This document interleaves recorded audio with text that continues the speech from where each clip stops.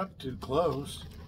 Hi! Welcome to Ina's Kusina. Siguro makikita nyo, nasa labas ako ng bahay. Ano ba ang gagawin ko sa labas ng bahay ngayon? Mag-i-smoke tayo ng tinapa. Kung napanood nyo yung aking yung video ko kung paano ko minarinate yung tinapa, ngayon naman ready to cook na siya. So ngayon, janjararan, gagamitin naman natin ay smoker. First thing, ang ating kailangan ay charcoal. Okay? And then kailangan natin ng pecan nuts na yung kahoy siya, fresh pa siya to make a smoke. And then pwede rin yung apple tree, okay? So sadyang meron kaming pecan nuts, so nagkuha na lang yung asawa ko. And then kailangan natin din ng aluminum foil para dyan sa pag-i-smokean, okay? And then guys, hindi ko pa na ilalabas yung aking tinapa and I will show you later. Ang aking kailangan muna ay magpaapoy muna tayo ng ating charcoal. Yan. So pag maapoy na siya and ready na sa nalagay itong pinaka kahoy ng pecan nuts, ilalagay natin. And then it will take 350 degrees kasi itong smoker na to makikita mo meron siyang temperature. So, you know when it's ready. So, tara, basta painitan muna natin ng smoker and I will show you yung bawat process nito. Thank you so much and see you later. So, by the way guys, ito ay sadyang smoker namin. Yan ang thermometer niya. So, dito makikita at least 350. At saka yun, pagka i-open nyo to, ito ang pinaka-vent. Okay? So, ang gagawin yan, hayaan lang natin na itong ay mag-start until we reach the 350 degrees Celsius. Okay? Fahrenheit, that's Fahrenheit, okay. It's 350 degree Fahrenheit in Celsius, at least 170 degrees Celsius. Okay guys, basta i-show ko sa inyo ang process. So guys, we are ready to put the fish because it's almost 350, okay.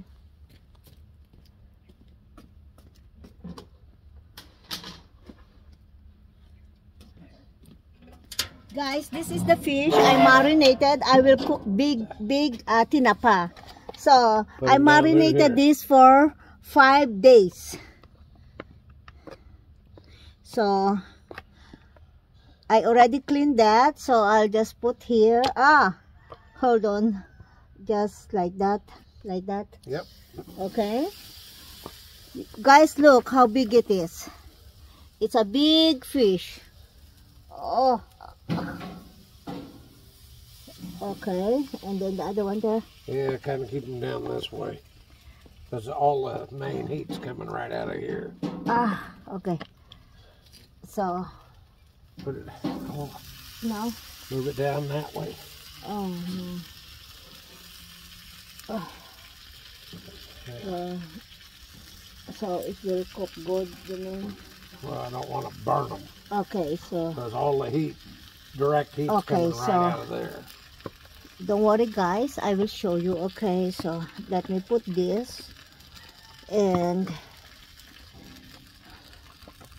our smoker is outside the house, so it's like that. There we go. Okay, that's fine. All right. Okay, wait honey, wait, I need to check.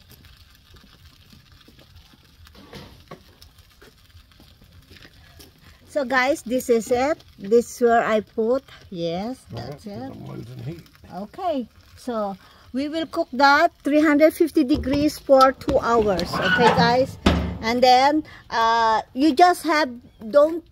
have to check it. Lagi nyo titingnan kasi baka maubos yung apoy. Dapat yung temperature niya ay balance. Okay, at saka tama. Kasi katulad ko, I will stay here for 2 hours outside the house. And then guys, yung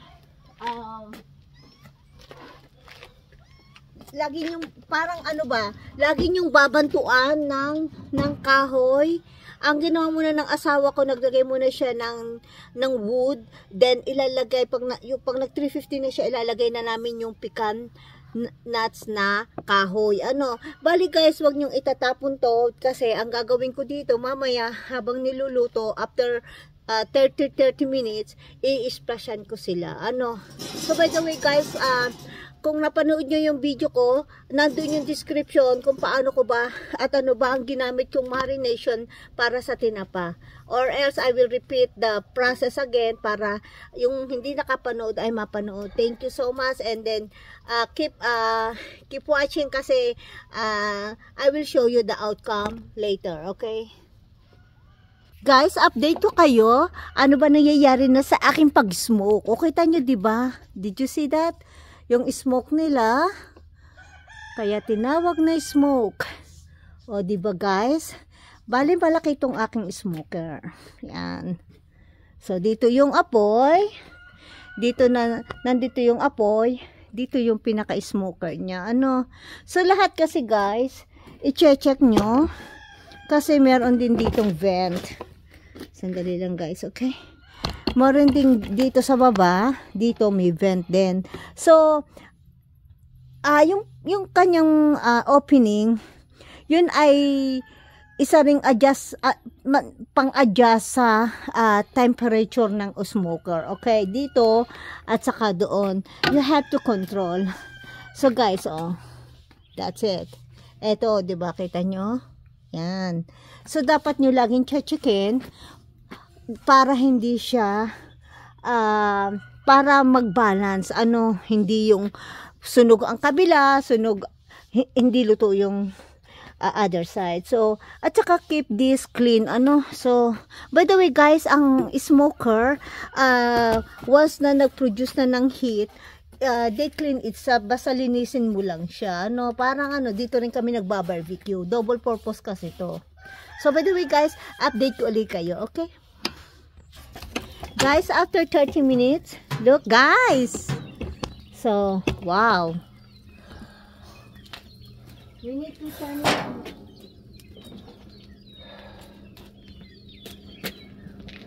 We need to turn it, okay? Oh. I need to get some spatula. Hold it.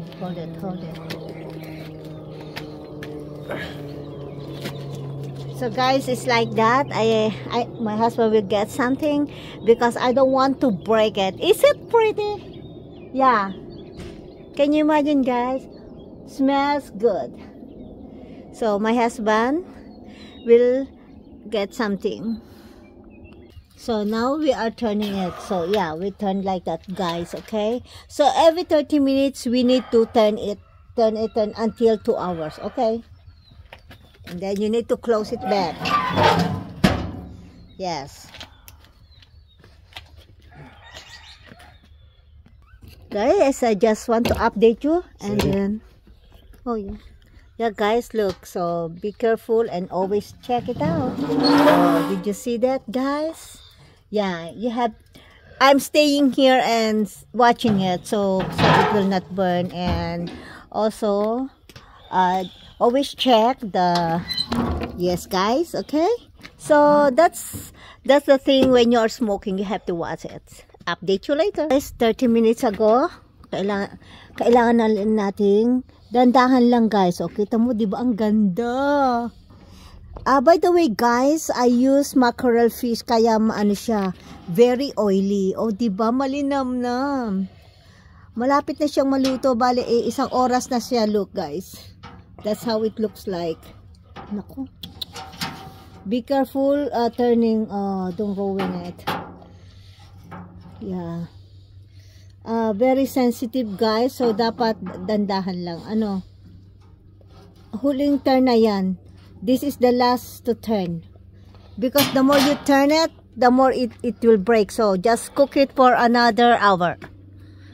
350 degrees. Okay, update you guys later. So by the way guys, dahil last turn na yan, so lalagyan na namin ng maraming pecan na kahoy. Okay? Bali guys, yan ay yan ay fresh. Okay? So, by the way, guys, ang ginawa doon, naglagay muna siya ng uling, and then, pagka nag-ano na yung uling, lalagyan naman niya ng dried wood, okay? And then, pag maluluto na siya, yung mga 30 to 40 to 1 hour, lalagyan na ng pikan na kahoy. So, by the way, guys, yung aming mga kahoy ay dito lang namin kinukuha sa aming yard. Update you later. So, ganun lang, guys. Dito sa aming lugar, sa aming place, we are living in a countryside, talaga namang tahimik, and then lahat ay ng mga kahoy talagang libre. So, thank you Lord, napaka-blessed namin to have a place like this. Dati sa bayan kami nakatira, and then bumili uli kami ng isang bahay dito para dito kami, mas gusto ko dito. Marami akong nagagawa, meron akong chicken coop, meron akong duck coop, at saka meron akong big garden, but this time is fall, winter is coming. Siguro mapapansin nyo, si Country Girl ay naka-jacket na, medyo malamig, kaya, and I'm so happy. Honey, say hi! My husband is trying to help me.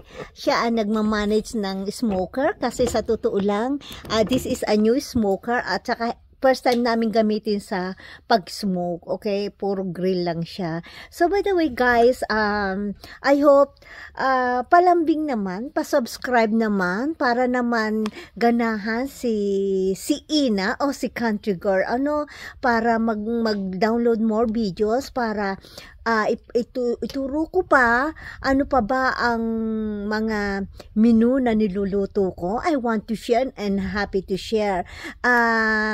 Kasi I love cooking, ganun din yung asawa ko, so I'm very grateful na kami mag-asawa ay love namin ang cooking, kaya ito puro, we gain a lot of weight. Pero by the way, guys, it's a blessing, diba? So, we are blessed, so we want to share the blessing to other too. So, by the way, guys, while we are waiting, it's almost done. Gusto kong makita nyo ang outcome. At talagang, I smell it, the smoke smell, and I tried oven, but using real smoker is better than oven. So by the way, the taste is good, but this is, I think, is more tastier, but you have to watch it.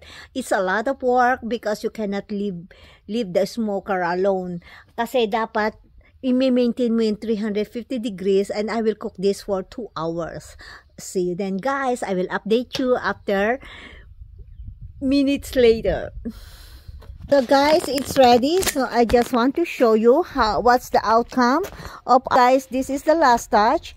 Okay, so as I told you guys, look, it's still maintaining the temperature 350, and look, guys, okay, 2 hours. Okay, so my husband is trying. Yeah, you see, guys, okay. Okay, I will put, guys, the description how to marinate it, and these are 4 big pieces. Okay, guys, so that's it. Yeah, you see, guys, it didn't stick on the smoker, and then yeah, that's it. And yeah, so maybe you're wondering how to turn it off. Let it open, closed, let it close to let the fire burn, and then like that. You see, guys, it's hot. Okay, it's shut off already, guys. Okay, so that's it. Thank you for watching, guys. Thank you, guys, for watching, and thank you for watching, and please subscribe and like my videos so I can upload more. And shout out to all my subscribers and followers. Thank you, and God bless you. I will show you another video later. Thank you. Bye.